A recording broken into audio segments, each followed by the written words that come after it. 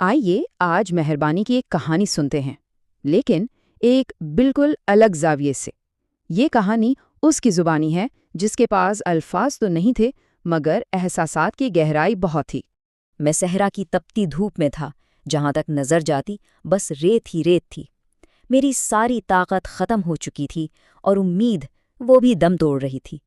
میری پوری دنیا بس ایک ہی احساس میں سمٹ کر رہ گئی تھی، شدید پیاس۔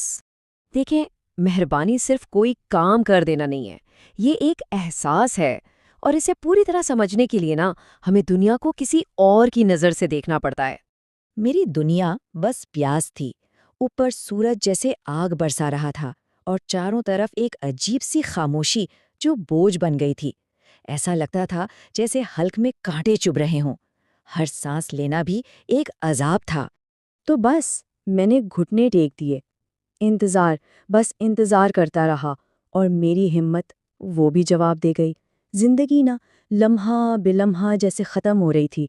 امید تو جیسے کوئی بھولی بسری بات تھی، صرف خاموشی تھی۔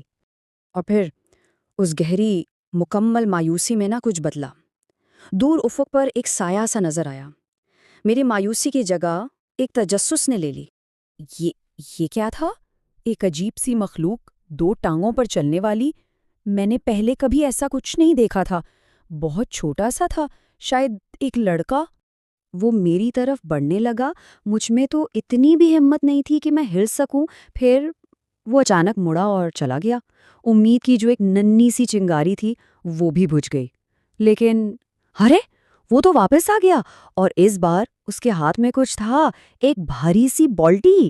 یہی وہ لمحہ تھا جس نے سب کچھ بدل دیا۔ سمجھیں کہ آخری سانس اور ایک نئی زندگی کے بیچ کا فاصلہ بس یہی تھا۔ میری امید پوری ہونے والی تھی۔ پانی، صرف ایک لفظ، لیکن اس وقت میرے لیے یہ پوری کائنات تھا۔ نجات، زندگی، رحمت، میری ہر ضرورت، ہر تکلیف کا علاج بس اس ایک بالٹی میں تھا۔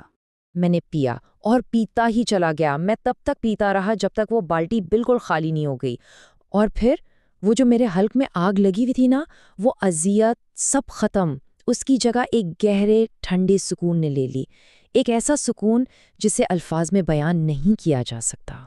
تو میری کہانی تو یہاں اس سکون پر آ کے ختم ہو جاتی ہے، لیکن ایک اور کہانی تھی جو ابھی شروع ہو رہی تھی۔ چلیں اب ذرا نظریہ بدلتے ہیں اور میری آنکھوں سے نکل کر اس لڑکے کے نقطۂ نظر سے دیکھتے ہیں، تاکہ ہم مہربانی کا دوسرا رخ بھی دیکھ سکیں۔ میری آنکھوں میں تو اس سے بس بے پناہ شکر گزاری نظر آئی ہوگی، لیکن اپنے دل کے اندر عمر نے جو محسوس کیا وہ کچھ اور ہی تھا۔ ایک گہری، ایک ایسی خوشی جس کی کوئی مثال نہیں تھی۔ میرا سکون دراصل اس کی خوشی بن گیا تھا۔ تو عمر کو اصل انعام کیا ملا؟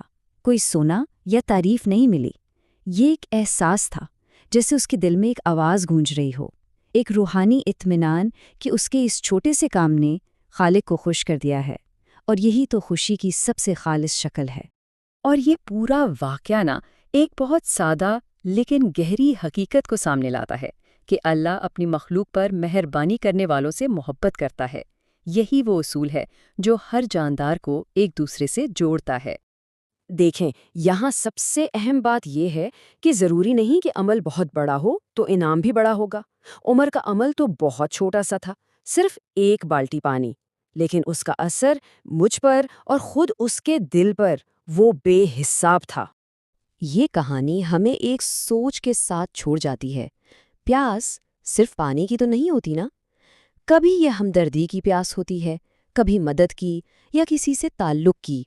تو سوال یہ پیدا ہوتا ہے کہ آج مہربانی کا کوئی چھوٹا سا عمل کس کی پیاس بجھا سکتا ہے؟